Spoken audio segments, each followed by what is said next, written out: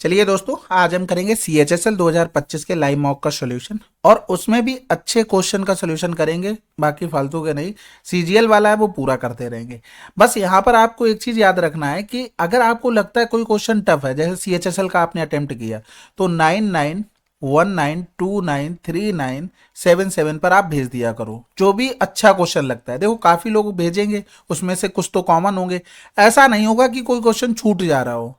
ठीक है, तो इसलिए ये नंबर दिया जा रहा है और अच्छे से यूटिलाइज करें, हाय हेलो करके नहीं, क्योंकि जो दूसरा चैनल आप लोगों ने ज्वाइन किया होगा वहां से भी मैसेज आते रहते हैं कि वो नंबर सबको दे रखा है, तो अच्छे से यूटिलाइज हो पाए। ठीक है। और मान लो आप लोग लैपटॉप पे देते हैं, अगर आप स्क्रीनशॉट वगैरह नहीं ले पाते तो सिंपल से क्या करना है, आपको शिफ्ट दबाना है। क्या दबाओगे? शिफ्ट, और प्लस में विंडो की दबाओगे, और प्लस में एस, कैपिटल एस, यानी कि एक ही एस ही होता है उसमें, उसको दबाओगे, आपको स्क्रीनशॉट का ऑप्शन आ जाएगा कि कैसे स्क्रीनशॉट लेना है।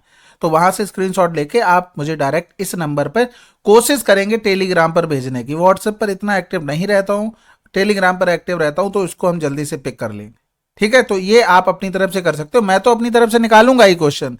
आप अपनी साइड से करेंगे तो ऐसा नहीं होगा कि आपका भी क्वेश्चन छूट जा रहा हो। ठीक है, चलो फिर स्टार्ट करते हैं बिना देरी किए हुए। कह रहा था, पहला सवाल था कि ये नंबर दिया गया था, डिविजिबल बाई 45 है, find the value of this. अब देखो यहाँ पर 9 पन्ना 45, अब ये 5 आ गया, तो इसका मतलब है बी का मान या तो 0 होगा या तो 5 होगा, क्योंकि 5 से डिविजिबिलिटी के लिए लास्ट में 0 और 5 का होना जरूरी है। अब हमें चेक करना है 9 की डिविजिबिलिटी, तो आप देखेंगे कि 7 3 10 और 8 18, ये तो चला गया, बचा क्या? 3 प्लस का ए प्लस का बी, अपॉन में हमें 9 से चेक करना था, बटे में 9 कर दो। अब तो कोई दिक्कत नहीं है। अब यहां पर ये एक चीज हमें पता है कि जो बी का मान है वो ए से बड़ा है। बी का मान यानी कि जो ए का मान है वो इससे छोटा ही होगा। अब 0 से छोटे लेने की बात तो बनती नहीं है। यहां पर देखो, या तो 4 हो सकता है, या तो 3 हो सकता है, या तो 2, या तो 1। ये किसका मान हो सकता है? ए का मान। यानी कि अगर हम यहां पर 5 रखें तो 5 3 8, यानी कि 8 प्लस का ए वाई में 9। अब इसमें क्या क्या मान रखे? देखो, एक रखा तो हमें मिल गया ए का मान, यानी कि एक रखा तो हमें 9 मिल गया, 9 बटे में 9 आ रहा, कट जाएगा। अब अगर 2 रखोगे तो 8 2 10, 3 रखोगे 8 3 11, 4 रखोगे तो 8 4 12 है। तो ये तो पॉसिबल नहीं है, केवल ए बराबर 1 ही पॉसिबल है। बस वैल्यू पुट कर दो, 5 गुणे में ए, एक माइनस का बी का मान 5 हो गया, यानी कि 0 आंसर। अगला सवाल करा, दूध से भरे बर्तन से 5 लीटर दूध निकालकर उसमें पानी भर दिया जाता है। यह प्रक्रिया अतिरिक्त 2 बार दोहराई जाती है। बर्तन में बचे दूध और पानी का अनुपात इतना है, तो प्रारंभ में बर्तन में दूध की मात्रा ज्ञात कीजिए। तो ये तो आसान है भाई, टोटल क्वांटिटी कुछ रही होगी, उसमें से 5 निकाल लिया। भाई टोटल क्वांटिटी एक्स से 5 निकाला जा रहा है, और ये प्रक्रिया कितनी बार हो रही है? 3 बार, क्योंकि अतिरिक्त 2 बार बोला ना, तो एक बार पहले हुई होगी। ये चीज तो प्रोसेस पता होगा। अब यहां पर देखेंगे दूध 27 है, लेकिन टोटल क्वांटिटी कितनी है? हमने तो नीचे यहां टोटल लिया है ना, तो इसमें भी हम टोटल देखेंगे।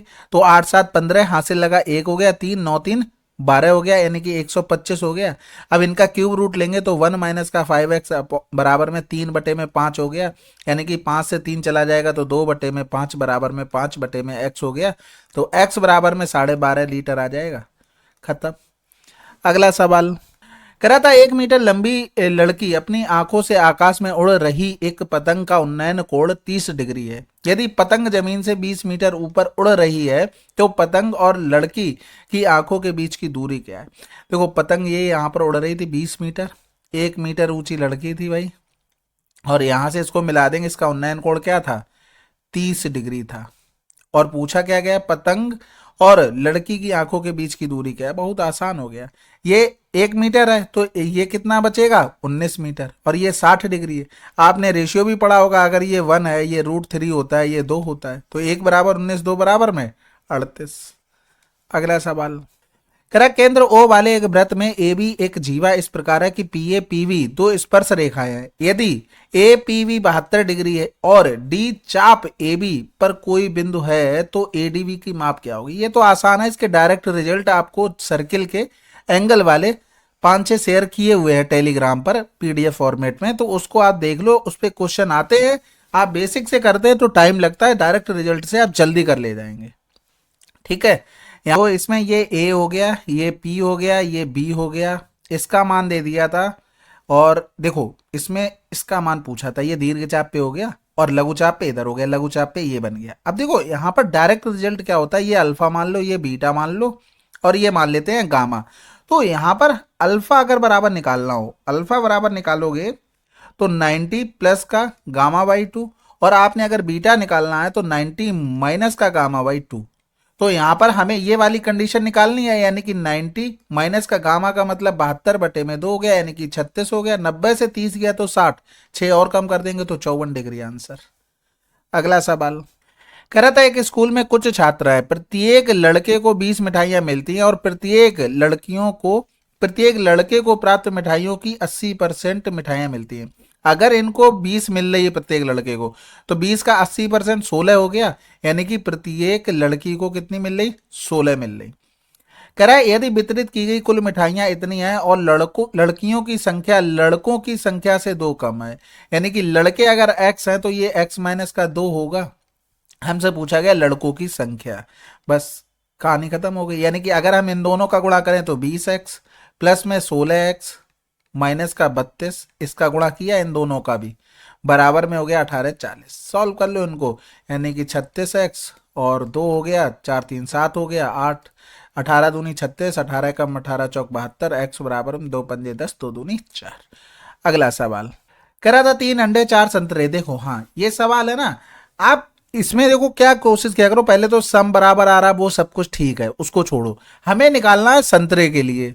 तो यहां पर अंडे वाले से तो कोई मतलब नहीं होना चाहिए ना, तो हम क्या करते हैं अंडे को बराबर कर देते हैं, यानी कि इसमें हमने पूरे में 4 का गुणा, इसमें हमें 3 का गुणा।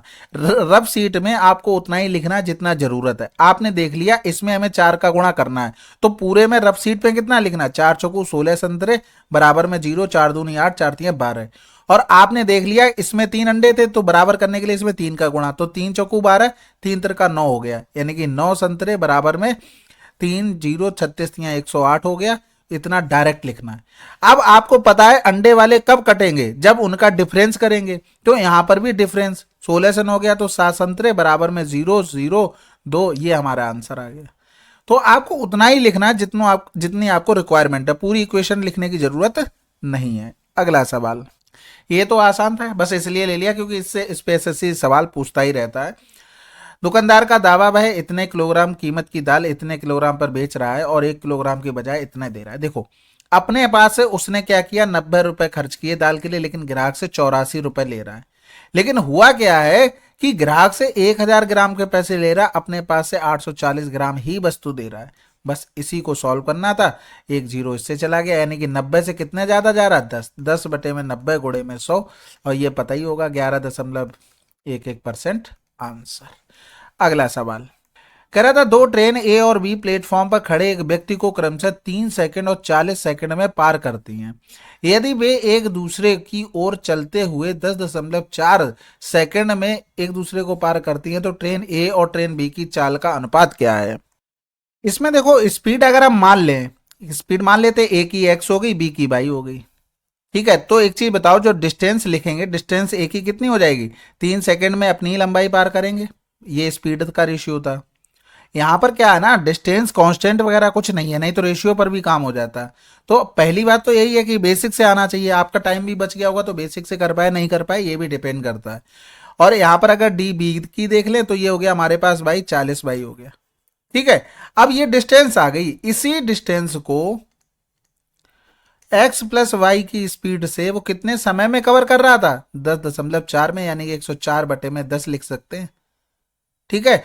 तो यहां पर करेंगे 2 पंजे 10, 2 दूनी 4, 2 पंजे 10 हो गया। इधर करेंगे 5 या 15x प्लस में 5 चौको 20, 200 बाई, और बराबर में 52x हो गया प्लस में 52 वाई हो गया। तो बाई की इधर लेके आ जाएंगे तो 200 से 50 चला जाएगा तो 150, दो और कम कर देंगे यानी कि 148 बाई।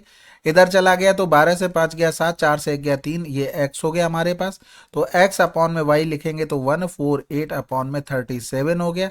4 सत्ते 28, 4 बार कट रहा है, यानी कि 4 बटे में 1 आंसर, ठीक है। अगला सवाल, इस सवाल में देखो भाई क्या क्या दिया गया था, ZWX यानी कि ZWX 104, ठीक है। जेड एक्स पी यानी कि ये वाला एंगल 94 डिग्री हो गया। फिर हमसे एक्स वाई एस यानी कि एक्स वाई एस इसका मान पूछा गया था, तो सबसे पहले तो ये आधा हो जाएगा भाई, सेंटर के बना कोण एक ही जीवा पर बन रहा है, तो 2 पंजे 10, 2 दूनी 4 हो गया। अब ये वाला एंगल निकालना आपके लिए आसान नहीं हो गया, ये कितना हो जाएगा 180 माइनस का 94 प्लस का 52, यानी कि इन दोनों को जोड़ देंगे 4 2 6 9 5 14, 180 से 140 गया, कितना बचेगा 40 बचेगा, 40 से 6 और कम कर देंगे तो कितना बचेगा 34 बचेगा। ये एक्स हो गया, ये वाला एंगल 94 हो जाएगा अल्टरनेट सेगमेंट थ्योरम से। देखो यही सी के बराबर है स्पर्श रेखा के साथ, ये तो पढ़ा होगा। ये अगर x होता है तो ये वाला भी x होता है, तो वही चीज हो गई, यानी कि ये 94 हो गया। आपको पता है 94 बराबर में 34 एक्सटीरियर एंगल की प्रॉपर्टी से ट्रेंगल में हमने इसको लगा दिया, यानी कि 0 हो गया, 9 से 3 गया 6, x बराबर में आंसर। अगला सवाल, नीलम ने 8500 रुपए की कीमत वाला हार खरीदा, इसके लिए 3000 रुपए का तत्काल भुगतान किया। यदि शेष धनराशि पर 11% प्रतिवर्ष की दर से साधारण ब्याज प्रवाहित किया जाता है और नीलम ने खरीद के 3 महीने बाद सभी देय धनराशि का भुगतान कर दिया, तो नीलम ने 3 महीने के बाद ब्याज के रूप में कितनी धनराशि भुगतान किया। ये तो आसान है भाई, फर्जी में ही ले लिया भाई। 8500 से 3000 अगर माइनस कर देंगे तो ये बचेगा 5500। अब सिंपल कोई किस्त वगैरह की तो बात कर नहीं रहा, 3 महीने, महीने को वर्ष में चेंज किया, रेट 11 वर्ष में दी थी इसलिए चेंज करना पड़ा, कैंसिल आउट, 3 चौकू 12 हो गया, 5 5 5 10, 5 और कितना हो गया भाई 6 हो जाएगा, बटे में 4 हो गया, 4 एकम 4, 2 बचा, 4 पंजे 20, 4 एकम 4, 4 दूनी 8, 4 पंजे 20। ये तो आसान था। कह रहा था यदि 25 व्यक्ति एक काम को 120 दिनों में कर सकते हैं, लेकिन प्रत्येक 10 दिनों के अंत में 10 अतिरिक्त व्यक्ति काम पर लगाए जाते हैं, तो इसे कितने दिनों में समाप्त किया जा सकता है।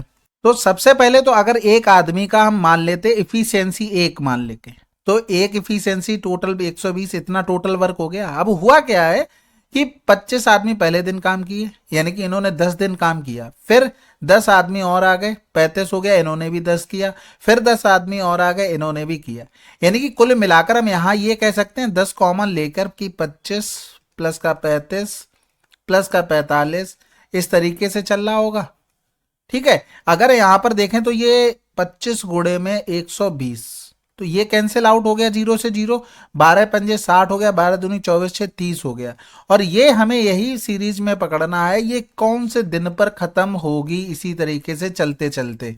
तो भाई इनका हमें कुल मिलाकर सम निकालना है, तो सम का फार्मूला क्या होता है, एन वाई में 2a प्लस एन माइनस का 1 इंटू में डी, और d बराबर इसमें क्या है, ये एपी में सीरीज चल रही थी, तो d बराबर में हमें 10 दे दिया था, a बराबर में हमें 25 दे दिया था, n बराबर हमें निकालना था। तो इधर करते तो ये 600 हो जाता, n हो जाता, यहाँ पर करते 2 इंटू में a का मतलब हो गया 25 और n माइनस का 1 इंटू में d का मतलब 10 हो गया। इसको आगे और करते तो यहाँ से हम 10 कॉमन ले सकते थे, क्योंकि 25 दूनी 50 हो जाएगा, हमने 10 और कॉमन ले लिया, तो इधर बचा 5 और यहां पर बचा था कितना 10, तो कॉमन ही ले लिया n माइनस का 1, तो एक जीरो और इससे कट जाएगा तो बचेगा क्या 60, n हो गया, और यहां पर 5 से 1 चला गया, 4 प्लस का n हो गया। तो यहां पर n बराबर कितना आ गया, अगर पुट करोगे तो 6 आ जाएगा, ठीक है, नहीं तो क्वाड्रेटिक इक्वेशन बना के कर लोगे। अब ये 6 क्या आया, ये 6th टर्म आया है, यानी कि छठा टर्म आया n बराबर, यानी कि इसमें टोटल कितने रहे होंगे 6। तो कहने का मतलब है एक बार 10 हो गया, फिर 20 हो गया, 30 हो गया, 40 हो गया, 50 हो गया। देखो 10 यहाँ पर हो गया, फिर 10 अगले दिन, फिर 10 अगले दिन, फिर 10 अगले दिन, 3 हो गया, 4 हो गए, 5 और फिर ये हो गया 6, यानी कि ये वाला टर्म हमने टोटल लास्ट वाला निकाल लिया कि इतने इसमें टर्म रहे होंगे। तो कितने दिन हो गए भाई 10 20 30 40 50 60, आंसर लगा दो। समझ में आ गई होगी बात। अगला सवाल करते हैं। कह रहा था एक वर्गाकार मैदान का क्षेत्रफल इतना है, आयताकार मैदान की चौड़ाई वर्गाकार मैदान की भुजा की आधी है, इसकी लंबाई और चौड़ाई के बीच का अंतर 3 है, इतने की दर से आयताकार मैदान को समतल करने की लागत क्या। देखो कुछ भी आएगा, आप 7.5 तो करेंगे ना, 1 0 यहाँ पर नीचे आ गया।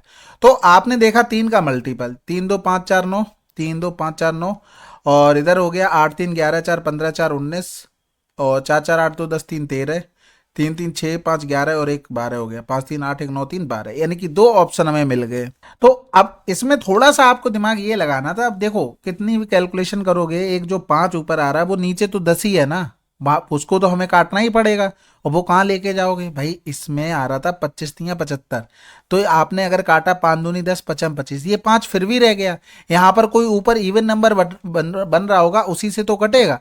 अब अगर 5 आ गया ऊपर, तो दो ही कंडीशन है, अगर इवन नंबर मिल गया उसके साथ तो ये 0 बनाएगा, अगर ऑड नंबर मिल गया तो ये फिर 5 बनाएगा।